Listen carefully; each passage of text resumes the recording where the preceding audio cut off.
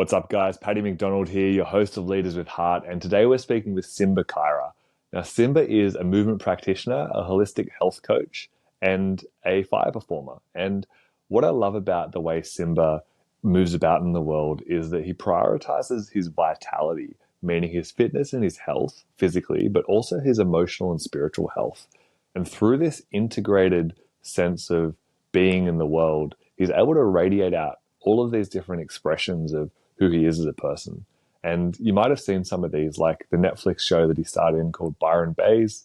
You might have seen this in some of the fire performances that he's known for around Australia.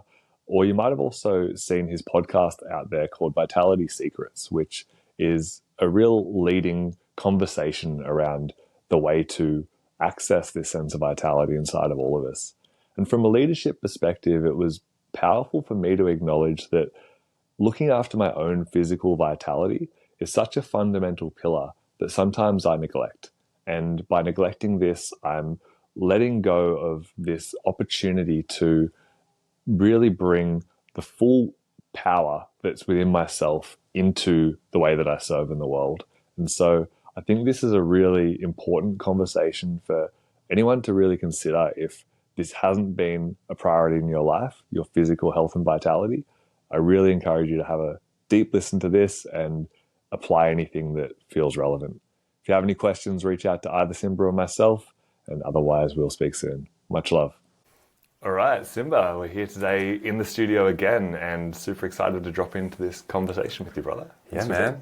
Thanks for having me here. And it's so beautiful to be back here because last time I was sitting in this seat, you were interviewing me and extracting a lot of the inner knowing and the gifts that I have to share. And it really felt like such a lesson and a transmission that I received just from being in your presence of how you created this space and this experience of safety so that I could feel comfortable to really just speak from the heart so clearly that my message was as clear as I felt I'd ever expressed it before. And so to be back here in your home and in your studio is such a privilege, man. Yeah, man. It was such a epic conversation that we had. And to hear your transmission of what your heart was here to do and to hear how clearly you expressed it, like, I think me and my partner Ash were kind of blown away at how potent your words were and how clear you were in articulating yourself. So I'm excited to be in the reverse position now and have a beautiful conversation about you and to see what your curiosity is curious about. Totally. Yeah. I think one of the key lessons I got from that conversation as well is this foundation of vitality.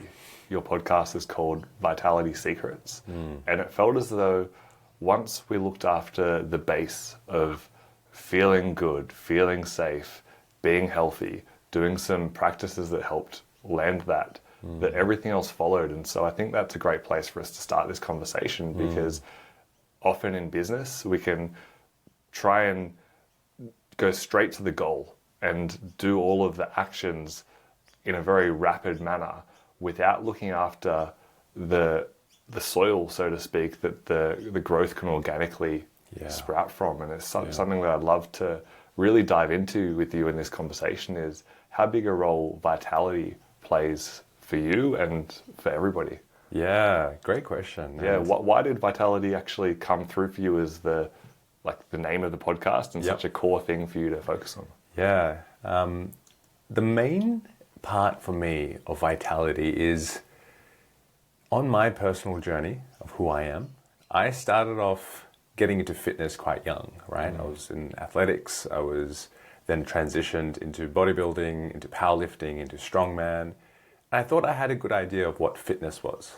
You know, I thought I knew how to be healthy. I thought I knew how to be fit and healthy. And very quickly I realized that my idea of fitness was not actually healthy, you know, and I started doing more damage to my body and to myself for the wrong reasons. And I thought the pseudo reason of why I was getting into it, which was like, get big, get strong, I'm healthy. It wasn't necessarily so. I started to see all the trappings within what I was doing and all the pathways of suffering that were actually being created for a need that was not met when I was in my when I was a teenager. Yeah.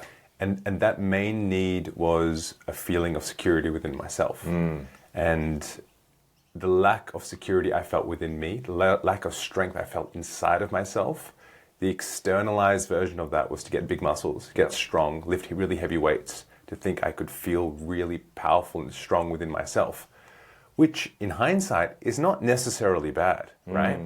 But when it's not connected with the deeper internal state of feeling strong, because you can be really big, strong, and muscular, and you can feel so small inside. Yeah. And that driver for me of becoming big and strong came because I felt small inside. Yeah. And very quickly, my body started falling apart.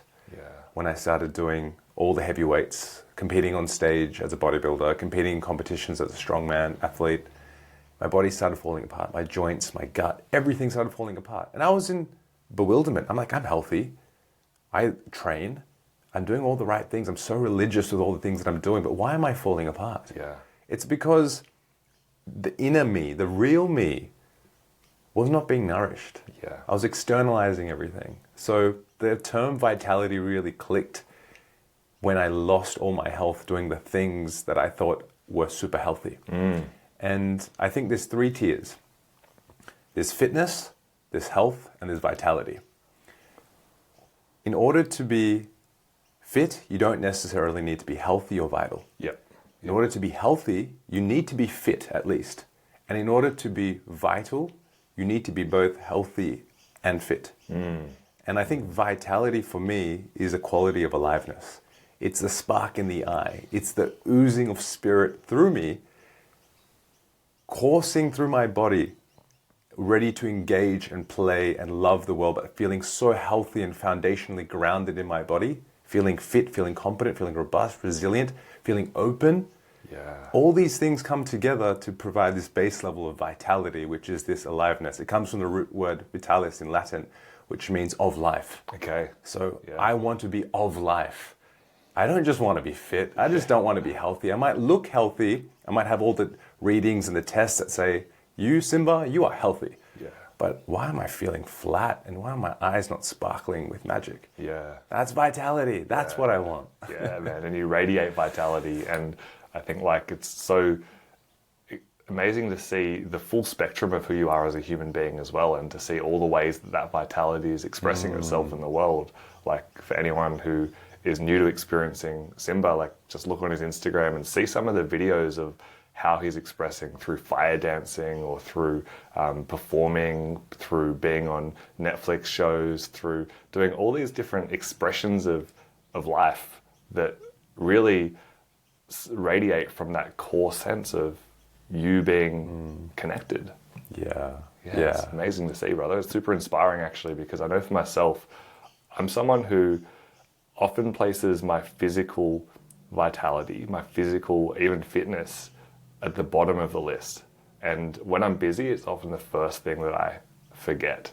And it's something that in my head, I know how important it is. I know how much of a foundation it is, but I often can rationalize the fact that it's not as important as the other pieces. And then quickly, the other pieces fall down anyway because I don't have the base underneath it. Yeah, it's like the body is a conduit, right?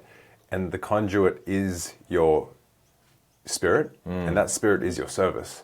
And if the conduit or the pipe isn't strong, right? If the pipe and the hardware isn't strong to hold all of that, isn't competent, robust, capable, confident, then the spirit's animation is going to be not as potent. Yeah. How do you, like, because already I'm feeling more excited about the idea of focusing on my physical vitality and like through connecting it to this expression of my life. Do you have any other tips around how someone who isn't naturally excited by physical movement, or who maybe has struggled with this in the past, how someone else can also, including myself, can connect with this deeper and really embed it as like a fundamental, non-negotiable part of our lives? Yeah. The way I like to teach it is it's so much more than physical practice. It's so much more than movement, right? Everything that we do in the moving plane, in terms of physical movement, has a deep internal reverberation to every part of your life. And I like to break it into 4 aspects. One is the warrior, which is move hard. This is all about tackling adversity, becoming strong, becoming robust, becoming resilient, becoming powerful, becoming stable. Imagine what the warrior image invokes in you. Yeah. Strong, powerful, stoic, all the bits able to confront adversity and terror and still be standing, you know? Yeah. So the warrior, move hard, which is all the movements that may be strengthening movements, powerful movements, right? There's lots of practices that fall into that category. And the next one is move soft, the monk archetype. This is all about connecting to your internal rhythms, using your breath as a conduit for softening the body. So this is going with the flow, right? Learning to listen to what the flow is within yourself, quietening everything down, softening the structure, the musculature of the body, so that you can listen, you can be clear, you can feel connected to spirit. All the breath-connected movements. So that's move soft. The next is move different, which is the jester. And the jester archetype is all about failing. It's about being the fool. The fool is the precursor to your internal king or queen. Yep. If you can't first be the fool and put yourself in a position of learning, Yep. it's going to be very hard for you to be the king or the queen. Yep. You can't just become the king or queen just by being the king or queen. Yeah. And even if you were born into it, you're not a real king. Yeah. You're not a real queen. So you're born into royalty. You're not just a pure king or queen just because you've been given that title. Sure. You need to earn it. And then the last piece is move connected, which is the lover. Learning how to relate with the outside world, learning how to relate with your partner, learning how to relate with your environment, learning how to fall in love with something outside of yourself. Love needs an object to place your subjectivity of love onto. And once you find that subjectivity of love, you can find the third. So there's me, there's you, and we create this third thing that we're both listening to, which is this harmonious dance between me and you. Yep. That's the connection piece that I try to bring into everyone's movement practice. And to answer your question in whole, all of this, the warrior, the monk, the jester, the lover, interrelates to every part of your life, from your relationships to your business, to the service you decide to display, to any performance you decide to do, any speech you decide to do. How you can weave all these aspects in is going to come through the embodied state of it. If you cannot embody these things, then it's going to be very hard. It's going to be impossible for you to be in your authenticity with all these things. Yes. Yeah. Beautifully said. And I'm going to interpret what you're saying through 2 lenses here, and we'll probably go to both of these at some point in this conversation. But there's the physical side of this, of like how we can apply this to achieve maximum physical vitality, which flows into everything else and is that foundation. And I'm also hearing all the applications of what you're saying to, for example, leadership, and that showing up with, like, as a leader, being willing to lead from the front, go into battle as a warrior and like move hard, do the hard things, but also to move soft and like make sure that we're sitting to be fully aligned with our vision and making sure that we're moving in the right direction and not just fast in the wrong direction. Continuing on with like all the different archetypes, they're all so applicable to all of these ways. I know for myself, the leaders that inspire me the most are the ones that feel integrated and like they haven't neglected a big part of their life. Yeah, it's so true. And like the jester, right? Being willing to fail as a leader. Yeah. To try something new to improve not only you, but your community, right? To be willing to put yourself in that position of not just playing it safe. Because safety will eventually decay you. You will calcify you because you aren't in touch with what's actually happening around you. You're playing it safe. You're hiding in your basement, right? You need to go out there and experience and bring back the knowledge and then try the new things. Yeah. Yeah. I love that, man. I love that. So then applying that to like building a practice to incorporate this into our lives. So like, let's use me as an example. I'm someone who, for 2024, I've set out a few key pillars of my life that I want to focus on. Vitality is one of them. And this is an area where I've been really disciplined at points and I've let it go at points. And I'm coming back from a period of not focusing on this for a while. And I think one block that I've had often is that I have had a couple of injuries when I've started to move. And that fear of those injuries sometimes stops me from doing anything. So in terms of building this out sustainably for something that I'm going to stick with and like make into a lifelong practice, like what would you recommend to someone like me? So, for someone that has had injury and is afraid to sometimes step into the arena fully, and I've been in that place before, to me, the best thing to do is, if you were to do it on your own, is to start slowly. But the most important thing is to have guidance, is to have someone that is a mentor, that has walked the path, that understands the path, that can give you the right prescription for where you're at. You can see exactly what needs to be done in what sequence. That is one, only going to prevent injury. It's going to heal the existing things that are maybe unstable, not strong, inflexible, that are causing the pain. Yep. And then using that as a foundation to build slowly upon. Yeah. It's really hard to see, and even for myself with my own training, right, and my own movement philosophy, I still have my own mentors, because when I look at myself, yes, there's things that I can see, but there's so many things that I miss. Yeah.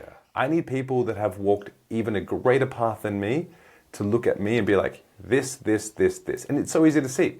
Once you've walked the path, I can look at you and I can do an assessment with you. Yeah. And straight away I can be like, you need to work on maybe your core strength, your flexibility through your legs, Yep. movement through your shoulders, how your head's sitting on top of your torso, like all these positions, and you need these diverse movements that are going to cultivate this level of vitality in a safe, meaningful way. Yeah. Love that. Thanks for the free session. Yeah, man. No, I hear that, and I really hear that that humility in looking for mentorship, and that you're embodying in your path as well. And like ultimately, like this is a form of leadership we're talking about here, right? Yeah. It's, for starters, it's leading our own lives. It's making sure that we're being proactive around the things that are going to support us being solid for ourselves and for the people around us.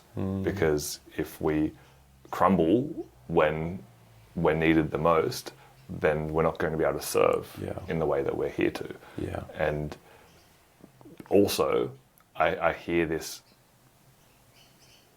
path of, for want of a better term, because I know you've just used it, but the warrior path of choosing to bring discipline, bring courage, and continually use our bodies, I guess, as a metaphor for how we're going to show up in life as well. Because you know, as above, so below, like how we treat our internal reality and physical reality is going to manifest in the world around us as well.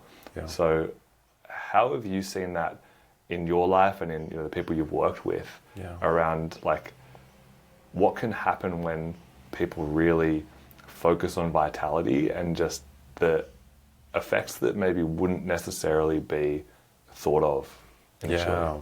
I'm going to answer that question with the reverse. Yeah. I'm going to answer it with what happens when you aren't in vitality or you aren't in an integrated state in your body. Yeah. What happens, right? The first thing that happened to me, and I'll speak of this from experience. Yeah. When I wasn't following the truest nature of me and it wasn't being revealed to the world, my body started falling apart. My joints started really getting sore and uncomfortable. I was almost in a 10 out of 10 pain for 2 years with my joints, like severe arthritic pain in 26 joints and extreme gut problems as well, where I almost couldn't eat anything without regurgitating. For 2 years, like pretty much it was probably one of the most excruciating periods of my life, hands down. And the more I found harmony within my body, harmony within my mind, harmony within the things that I was born to bring, I really had to go into deep self-inquiry. Why am I here? What am I doing? Is this serving why I decided to enter this world? Yeah. When I was a little starseed up in the sky and decided to enter my mother's womb at the point of conception, and I decided this is the reason I need to come to this earth. That's my idea of like me entering the Sure, world, yeah. needing to provide a service. I was up there looking down, like, I'm going to provide a service to the world. Am I following that? Am I connecting to that? As soon as I integrated body, mind, and spirit, everything started dissipating. All the pain started going away. Yeah. I've never been healthier, more vital, more connected in my life. And all of these things that I sought medical advice for in my earlier years, the prognosis was pretty much you're going to have this for the rest of your life. Wow. I don't have anything anymore. Yeah. It's all gone. Yeah. And following the path of learning to tune in and listen, having good mentors, and discovering why you are here and integrating your body in such a way that it's able to hold the why is the most profound lesson to becoming you, unraveling you. And that unraveling of you inherently holds vitality. Yeah. I love that. Yeah. Love that. And you mentioned the integration of body, mind, spirit. Yeah. What other ways have you found really supportive for you to bring those other elements into it as well? Yeah. So I wrote a short book called The Vitality Code. Yeah. And there's a few aspects to the vitality code of what needs to be done to create the maximum amount of vitality within an individual. One is, as we described, your physical practice, how you're moving through the world. Two is the food that you're eating, the nutrition, how you're. And I think the way I think of food, it's like information. If I was to put in information into my body to reveal the source code, if I was to put in things that were supportive in revealing who I truly was, so they were supportive in my vitality, then I would be more connected to what I was meant to do and my highest purpose, right? The third one is rest and recovery. How am I resting? How am I recovering?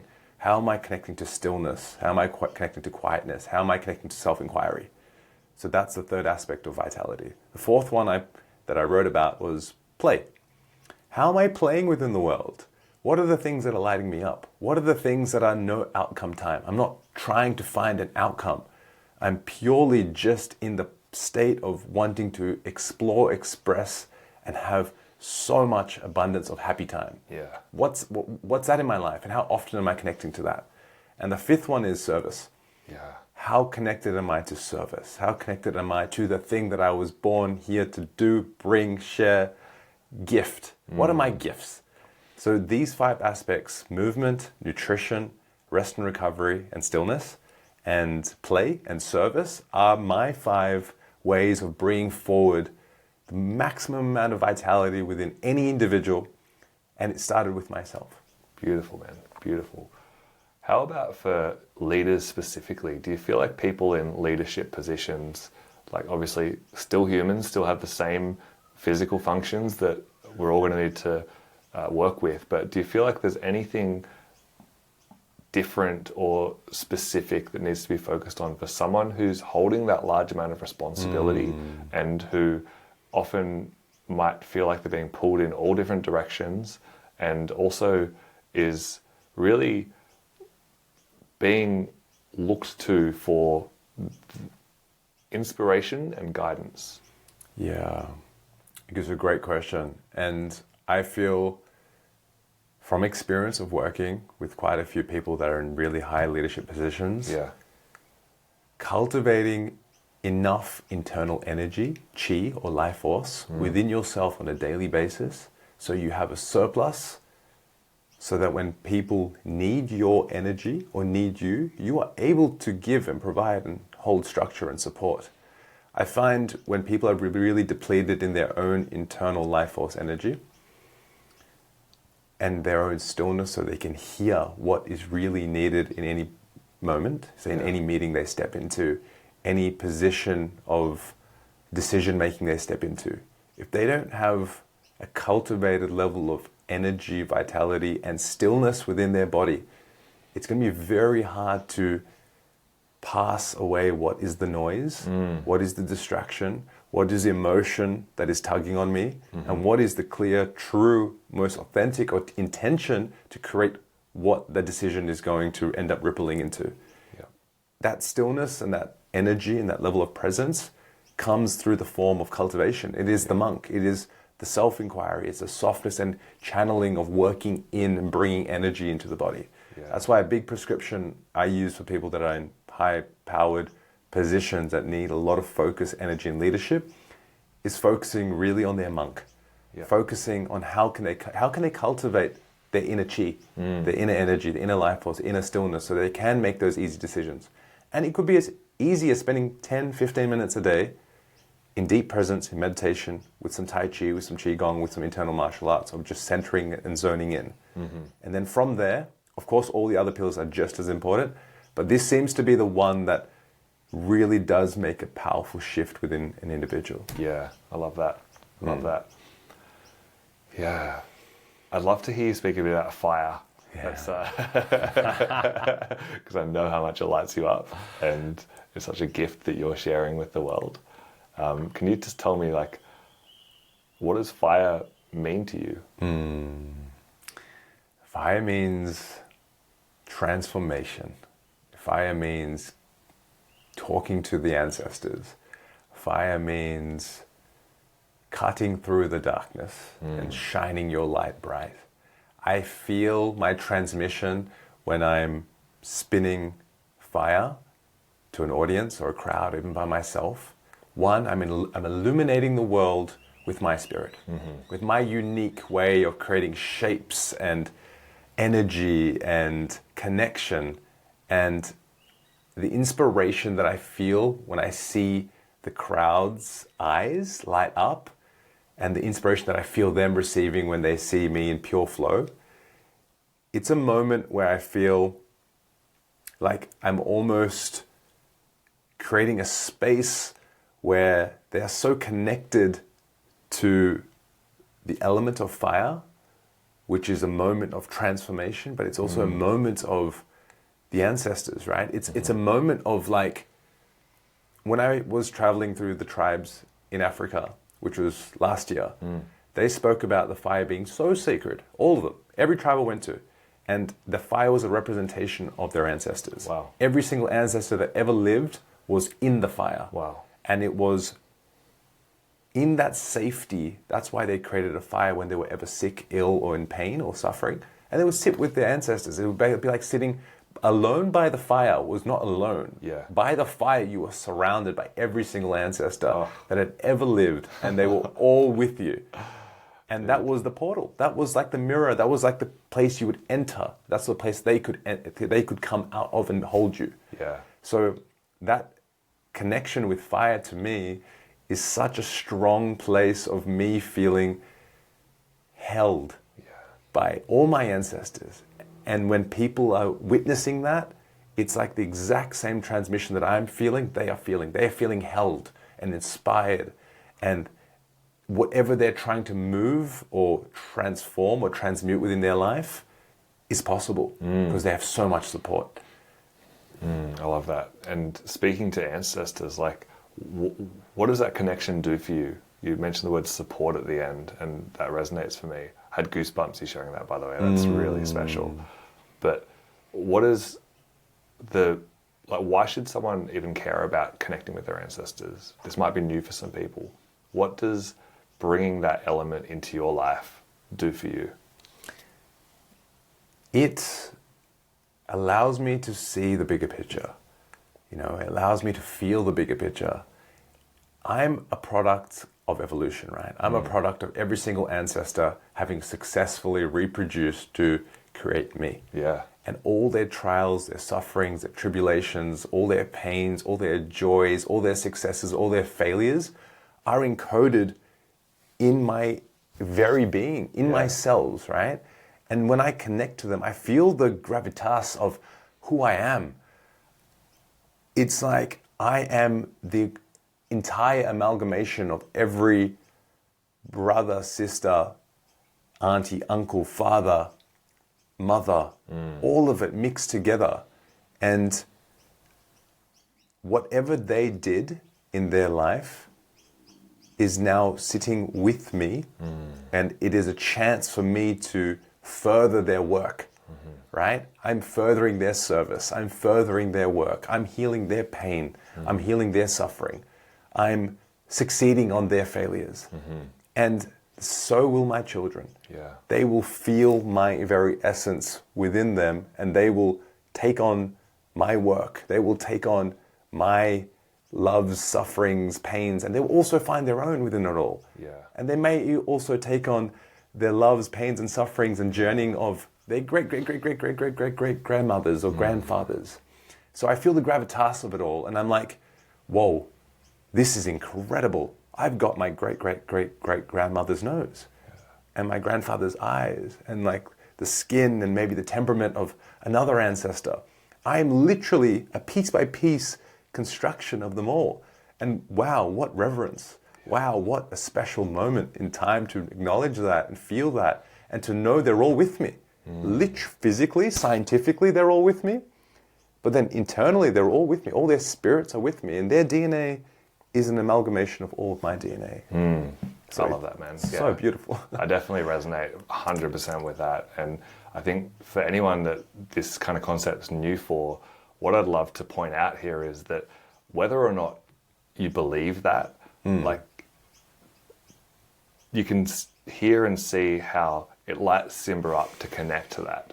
And in the connecting to that, there's this sense of vitality, of aliveness that comes through, right? And the supportive nature of feeling like there's a whole tribe behind him, supporting him. And this is available to all of us. Yeah. It's something that, like, through simply acknowledging our place, wow, like, it makes life take on a different perspective. Yeah. It's a real acknowledgement of who you are and your place. Yeah. And if anyone has ever sat in any ceremony or any plants, right, you will feel and see the visceralness of all of this. And all of this is becoming much more in the mainstream's eye, in the public's eye. And that connection with the ancestral parts of yourself, it's all physical and witnessable, like within you, in front of you, you know? Yeah. Beautiful, man. So I'm just got this image of you up on stage, spinning fire, dancing with your whole tribe, all your ancestors up there dancing alongside you. Yeah. And look, ultimately, what I'm seeing with that as well is this is bringing in that warrior archetype too. Of if we go into battle, having our tribe around us, like, we can move mountains. But if we go there on our own, what chance have we got? Yeah. It's a beautiful image, man. Yeah, it really is. It adds such a deep layer of support into everything that you do. And this is the whole idea of awareness, right? The broader our awareness becomes, the more we're able to see. The more the veil of what we think is just in front of us is only in front of us gets lifted. And the more we're able to connect to things that are much more deeper and much more profound. Yeah. I want to double click in on how your experience performing with fire and or your experience in leading ceremonies, because you mentioned in there that, like, this is another space where we can viscerally feel some of these connections, but especially in being in the performer/leader role, right? Because even as a performer, I see you as a leader there. Like, you're guiding the experience of everybody who's watching, and you're drawing them into that experience and helping shape their reality, and who knows where they take that from there. So, but what I'm hearing in that, and also in ceremony, is it's a different type of leadership to, command and control, or like, micromanaging. It's not like go do this. It's more like leading with energy, right? And I'd love to hear your thoughts on that as a concept. Yeah. I think this is probably the most profound form of leading or having leadership. It's less about what you say and do, and it's more about how you are being, right? And people are automatically gravitated towards people that are integrated within their being, that they feel safe with, that they feel like they are heard, they're seen, they're loved, right? This is the real place of where real, true, profound, authentic leadership comes from.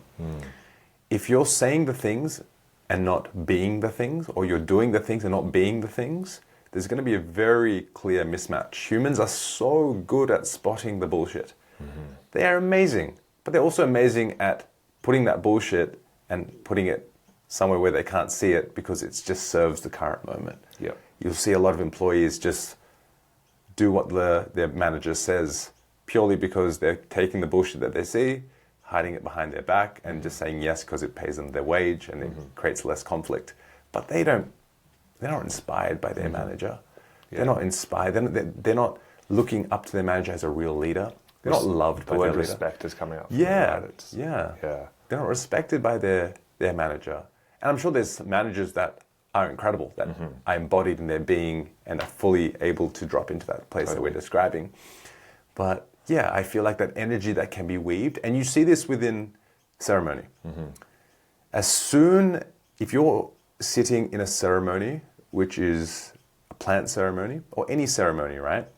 And you see the person who is leading, the shaman or the person who is guiding the ceremony, waver in their integrity, the whole ceremony will start feeling it and seeing it viscerally. They'll start to see the lines of energy start to shift, and everyone will start falling into chaos and uncomfortability.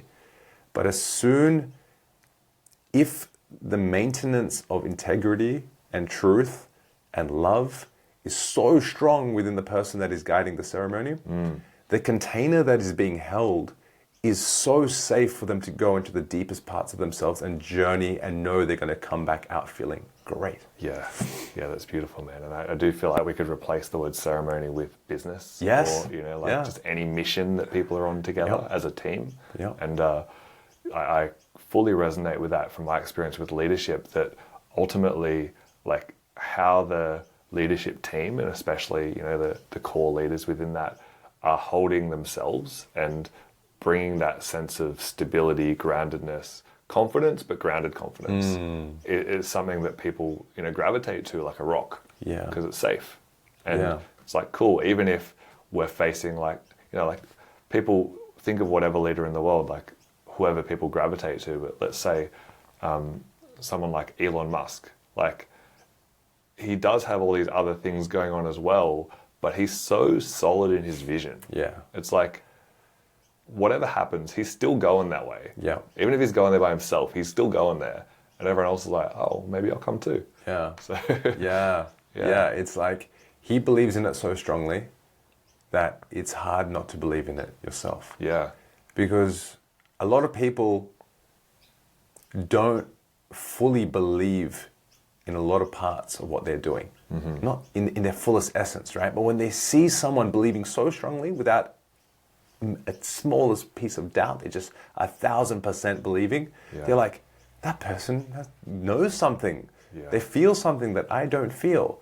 So you're instantly gravitated towards that. But the beautiful thing is we can all cultivate that strong 1,000% belief within each and every one of ourselves and take our own internal leadership and take it anywhere. That is the most exciting part. It is so available to everybody. Yeah. Beautiful, brother. Where do you want to lead the world? Like, where do you want to lead your life, and then like have whatever part of the world also head in that direction? Yeah.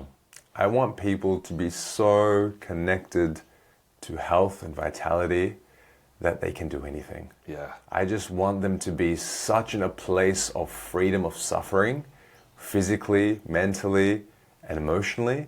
I want them to be in such a place where they can connect so deeply to the things that they want to do without fear, with the knowledge that their body's able to hold up, with the ability and knowledge that their emotions are not going to hold them back and get in their way, with the ability that their mindset is going to be so powerful and strong because they're so heart connected to the thing that they're on purpose to achieving, that nothing can stop them. That's what I want to guide my clients, people that come to my workshop, my classes, and the greater community. Yeah. I want them to be so alive with that sparkle of curiosity and life in their eyes that they're not glazed over. They're not just doing the things for the sake of doing the thing. Yeah. That's where I really want to guide people. And like with my performing as well, I just want to inspire more people just to do the thing that they love and not to be held back by anything. Amazing. Amazing. It's a beautiful mission, man.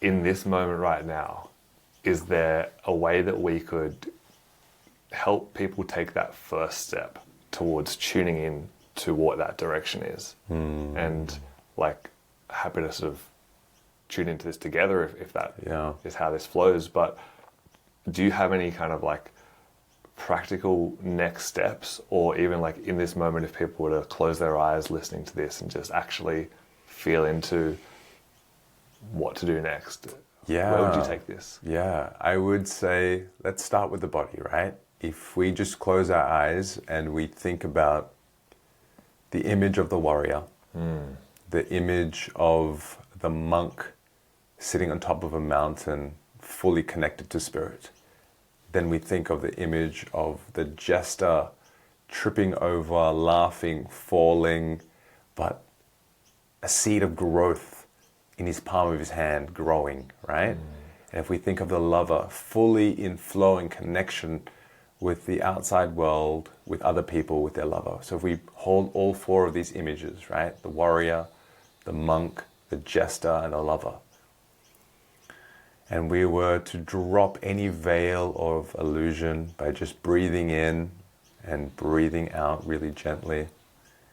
And we ask ourselves, where does my work most need to be done right now? Does it need to be holding two swords and running headfirst into the pain and adversity and holding its strength?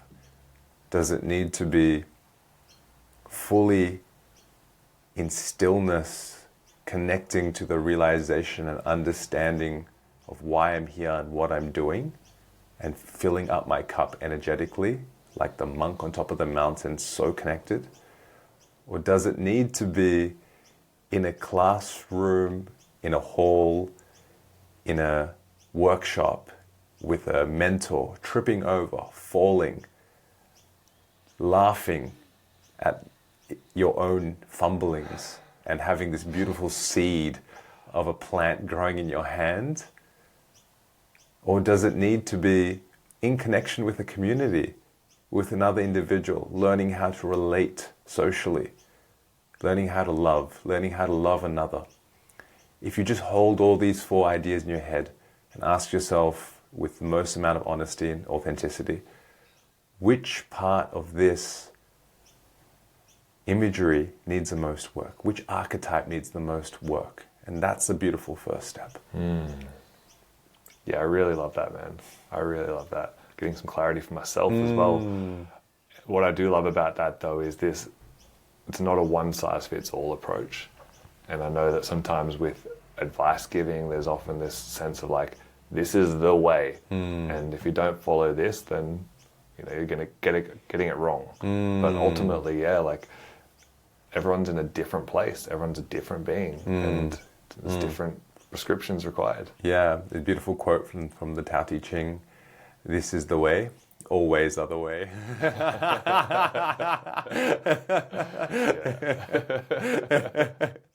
It's beautiful, man. Is there anything else that you feel you want to share with this audience today, with me, with anyone listening? Any other messages that you want to land here? In one of the first paragraphs of the Vitality Code book that I wrote was,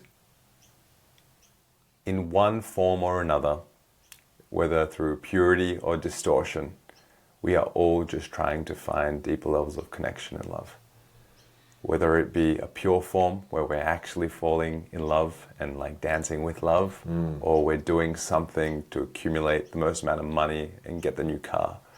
We're all just wanting to feel love and connection and belonging.